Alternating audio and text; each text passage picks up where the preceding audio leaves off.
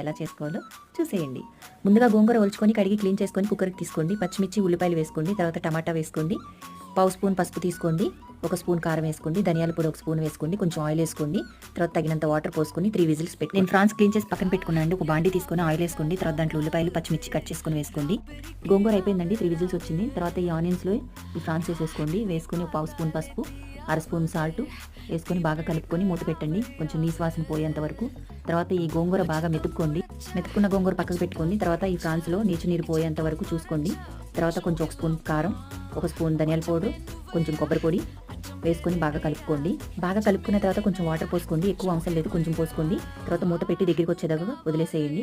చూసారా, ఇలా ఆయిల్ పైకి తేలాలన్నమాట. ఇంకేముందండి, క్లైమాక్స్కి వచ్చేసామన్నమాట. ఈ మెత్తి పెట్టుకున్న గోంగూర దాంట్లో వేసేసి బాగా కలపండి. కలుపుకున్న తర్వాత కొంచెం గరం మసాలా వేసుకోండి. తర్వాత కొత్తిమీర వేసుకోండి సువాసన గురించి. ఇంకేముందండి, ఆంధ్ర స్టైల్ గోంగూర ఫ్రాన్స్ కర్రీ రెడీ. నా వీడియో కనుక నచ్చితే లైక్ చేయండి, షేర్ చేయండి.